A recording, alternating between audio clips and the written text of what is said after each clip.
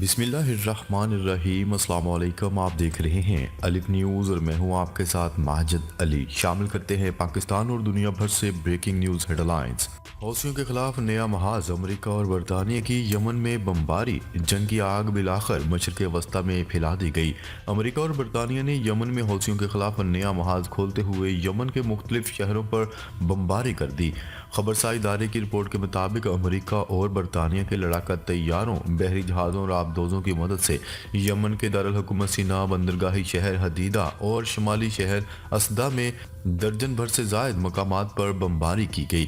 غیر ملکی میڈیا کی رپورٹ کے مطابق ان حملوں میں ٹام ہاک میزائلوں کا بھی استعمال کیا گیا۔ حملوں کے بعد اپنے بیان میں برطانیہ کے وزیر اعظم رشی سونک نے کہا کہ حوثیوں کو جہازوں پر حملوں سے کئی بار خبردار کیا گیا تھا اور یہ صورتحال برداشت نہیں کی جا سکتی تھی۔ دوسری طرف امریکہ کے صدر جو بائیڈن کا کہنا ہے کہ یہ حملے بحیرہ احمر میں بین الاقوامی جہازوں پر ان حملوں کا جواب ہے جن میں پہلی بار اینٹی شپ بیلسٹک میزائل بھی استعمال کیے گئے تھے۔ اس سے پہلے یمن کے انقلابی رہنما عبد المالک بدر الدین الحوثی نے قوم کو تیار رہنے کا کہا تھا۔ اپنے بیان میں انہوں نے کہا تھا کہ دشمن کو میزائلوں اور ڈرونز کا نشانہ بنایا جائے۔ اسرائیل سے تعلق رکھنے والے جہازوں کو بحیرہ احمر، بحیرہ عرب اور باب المندب سے گزرنے سے ہر صورت روکا جائے گا۔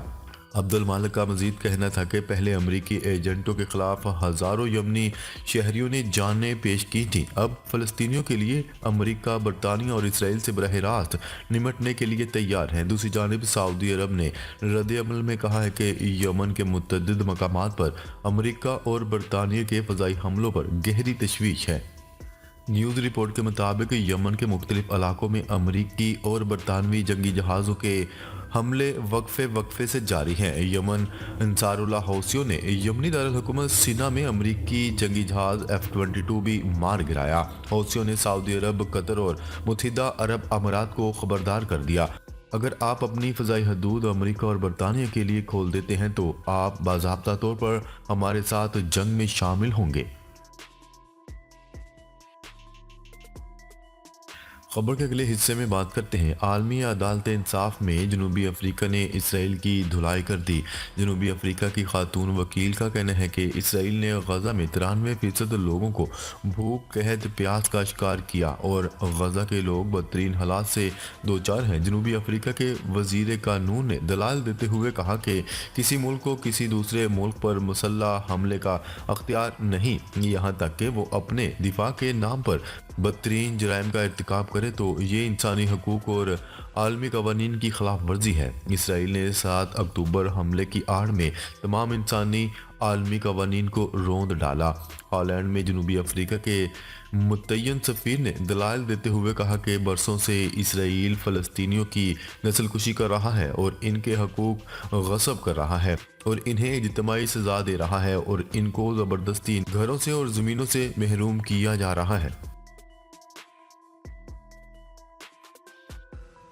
خبر کے اگلے حصے میں بات کرتے ہیں۔ ایران نے امریکی تیل بردار بحری جہاز کو تحویل میں لے لیا۔ ایران نے خلیج عمان میں امریکی تیل بردار بحری جہاز کو اپنی تحویل میں لے لیا ہے۔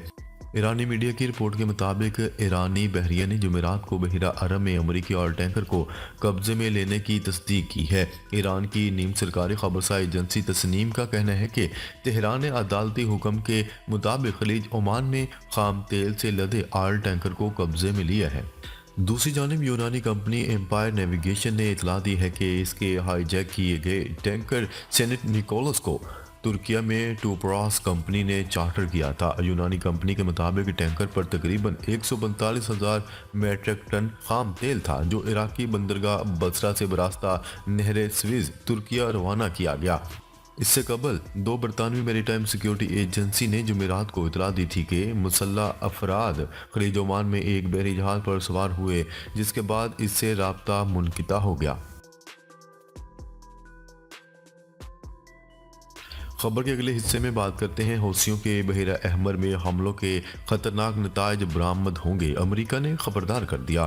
امریکی وزیر خارجہ نے خبردار کرتے ہوئے کہا ہے کہ حوثیوں کے بحیرہ احمر میں تجارتی جہاز رانی کے راستوں پر مسلسل حملوں کے خطرناک نتائج برآمد ہوں گے۔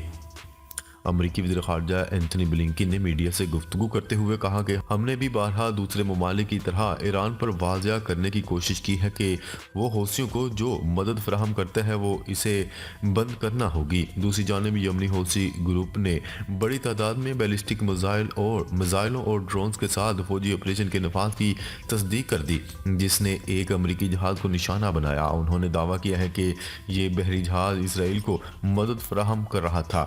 اس سے قبل امریکی سینٹرل کمانڈ نے اعلان کیا تھا کہ اس نے بحر احمر میں تجارتی بحری جہاز پر حوثیوں کا 27واں حملہ پسپا کیا ہے۔ حوثی ملیشیا کے عسکری ترجمان یحییٰ ساری کے طرف سے جاری کردہ ایک بیان میں اعلان کیا گیا ہے کہ یہ آپریشن بحر احمر میں ان کی افواج کو حالیہ امریکی حملوں کے ابتدائی رد عمل کے طور پر کیا گیا ہے۔ ان کا کہنا تھا کہ ہمارا مقصد غزہ میں جاری اسرائیلی حملے کو روکنے کے لیے اسرائیلی مدد کرنے والے جہازوں کو نشانہ بنانا اور اسرائیل پر جنگ بندی کے لیے دباؤ بڑھانا ہے۔ خبر کے اگلے حصے میں بات کرتے ہیں غزہ میں سرنگوں کا ایک اور وسیع تر نیٹ ورک دریافت۔ امریکی وزیر خارجہ اینتھنی بلنکن اپنے دورہ مشرق وسطیٰ کی آخری منزل قاہرہ پہنچ گئے۔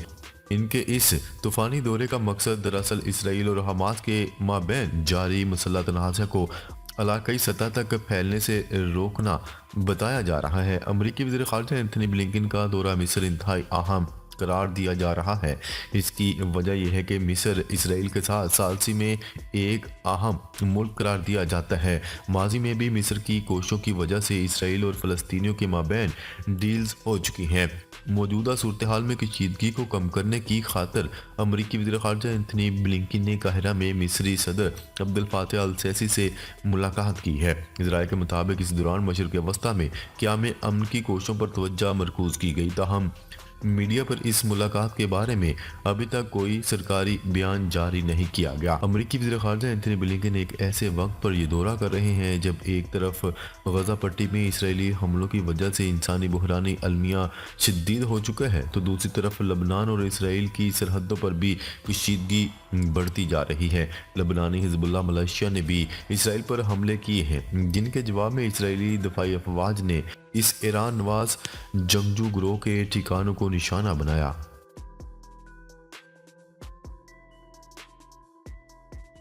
خبر کے اگلے حصے میں بات کرتے ہیں، ہماری پیش قدمی رک گئی اور آگے بڑھنے کی توانائی ختم ہو گئی، اسرائیلی فوجی افسروں کا اعتراف۔